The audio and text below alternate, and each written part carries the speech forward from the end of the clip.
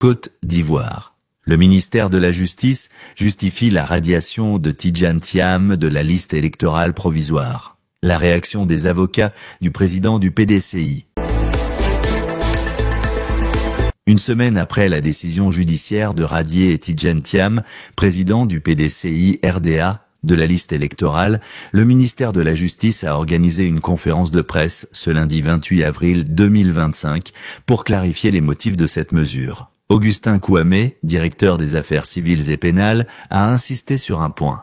Tidjane Thiam n'est pas apatride. Selon Augustin Kouamé, le tribunal a statué que Thiam a perdu la nationalité ivoirienne en 1987 lors de sa naturalisation française, conformément à l'article 48 du Code de la nationalité. Cette disposition prévoit qu'un Ivoirien naturalisé à l'étranger perd automatiquement sa nationalité d'origine, sauf dérogation. La juge a estimé que lors de son enrôlement électoral en 2022, Thiam n'était donc plus ivoirien. Cependant, le ministère précise que Thiam, né de père ivoirien, a récupéré sa nationalité par filiation après avoir renoncé à la française en mars 2025. Il retrouve d'office sa nationalité ivoirienne d'origine, attribuée dès sa naissance. Aucun décret n'est nécessaire pour cela, l'a expliqué Kouamé, balayant les accusations d'apatridie. La réplique des avocats de Thiam. C'est une décision nulle. Les conseils de Tidjane Thiam ont vivement contesté la décision, la qualifiant de nulle et de nullité absolue. Maître Lucadjé a dénoncé un braquage judiciaire. Non sans souligner que la juge n'a pas notifié sa décision au ministère public, une étape obligatoire pour sa validité. Cette décision n'existe pas, elle ne peut produire d'effet, a-t-il martelé, annonçant un recours en annulation. Les avocats défendent que Thiam est né binational, français et ivoirien, un statut qui, selon eux, le protège de l'article 48. Michel Gbagbo était dans le même cas et n'a pas perdu sa nationalité ivoirienne, a rappelé maître Rodrigue Dadjé, invoquant un précédent juridique. Su de ce registre, le ministère a reconnu que l'application de l'article 48 est exceptionnelle, citant l'affaire Tioté, jugée par le Conseil constitutionnel. Pour Augustin Kouamé, cette rareté s'explique par la faible fréquence des litiges sur la nationalité. Une bataille loin d'être terminée. Alors que le PDCI RDA dénonce une manœuvre pour écarter Thiam de la course présidentielle, le ministère campe sur une interprétation littérale du Code de la nationalité. Les prochains jours seront décisifs, le recours déposé par les avocats pourrait relancer le débat devant un tribunal de fond, prolongeant une controverse où droit et stratégie politique s'entremêlent inextricablement.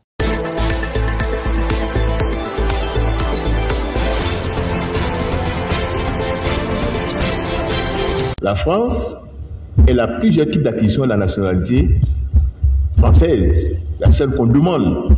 Qui fait l'objet d'une enquête. Le timing de cette décision, à quelques mois de l'échéance électorale de 2025, et les références à des figures politiques comme Gbagbo alimentent les soupçons d'une instrumentalisation politique.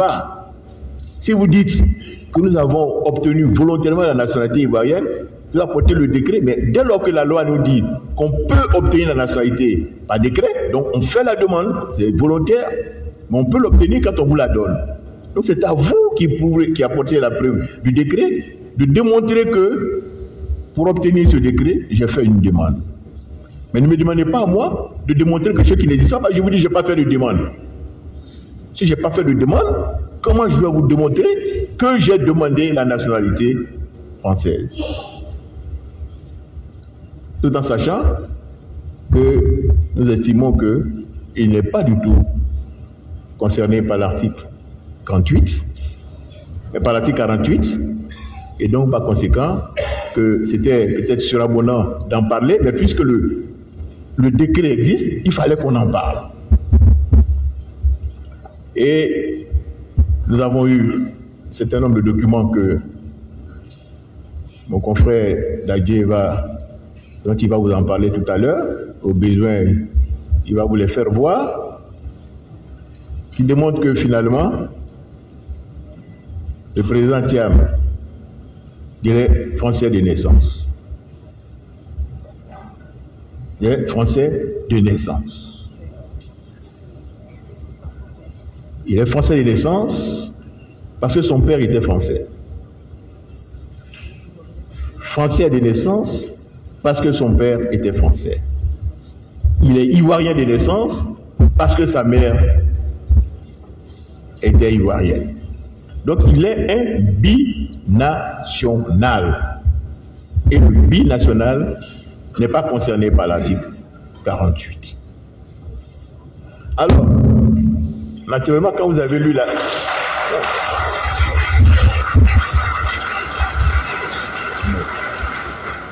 Bon, naturellement, tout à l'heure, mon confrère va un peu mieux développer cet aspect colorisé, mais moi, je suis peut-être un peu... C'est parce que j'ai le micro, donc c'est que j'en parle, je survole. Mais quand j'ai lu la décision du juge,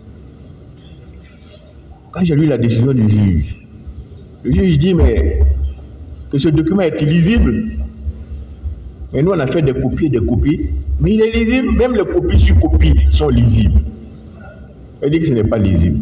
Mais entre nous, dans notre métier, quand une personne produit un document qui n'est pas lisible, le juge fait quoi? Il dit, produisez-moi une copie plus lisible. Vous ne l'écartez pas. Parce que le juge, il a l'obligation de tout mettre en œuvre pour parvenir à une décision juste. Mieux, il vous dit, mais c'est tout près là qu'on a distribué le document. On a délivré le document à la mairie du Plateau.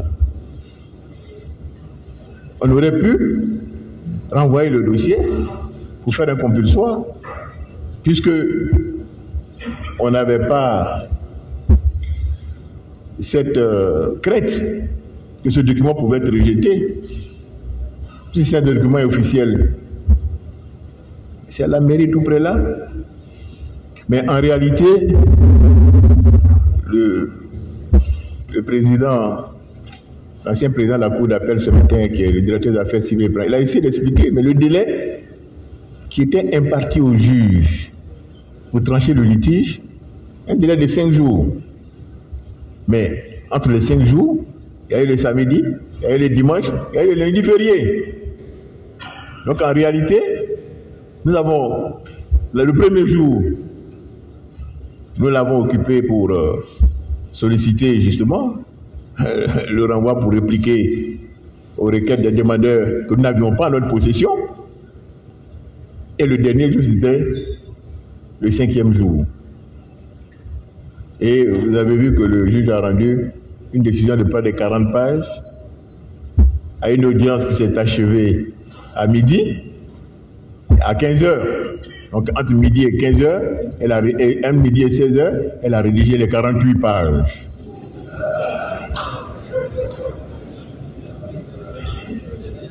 Ce qui laisse penser que... Et d'ailleurs, quand vous lisez, vous avez vu que on a dit que l'audience s'est tenue le lundi 22 avril. Le lundi, c'était le lundi de Pâques. Nous n'avons pas eu audience avec elle ce jour-là, en tout cas. Pourtant, dans la décision, ça figure lundi au 22 avril.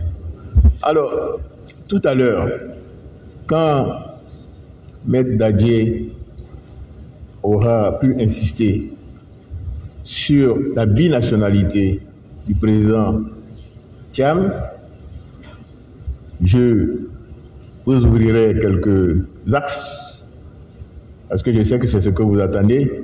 D'abord, nous sommes dans une situation où la loi dit la décision qui est rendue est sans recours. Bon, ça, c'est pour le commun des justiciables, qu'on dit sans recours. Parce que dans la loi, il y a des principes, il y a des exceptions. On a pris le sans recours et on a dit c'est fini. Bon, moi j'ai déjà ici un premier recours que nous avons exercé ce matin.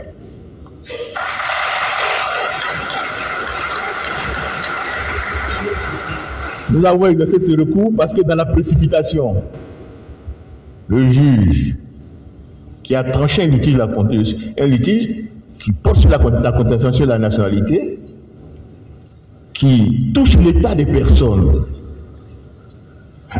a omis de communiquer au ministère public. Or, la communication au ministère public, elle est obligatoire. Et la loi sanctionne cette non-communication de nullité absolue.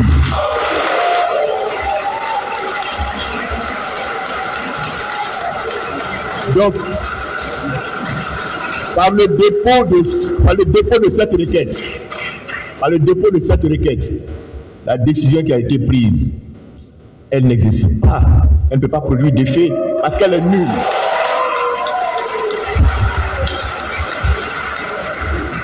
Naturellement, on dit sans recours. Mais rassurez-vous, au-delà de ça, il y a des recours que les techniciens de la procédure, moi je suis enseignant de procédure, connaissent. Et nous en parlerons.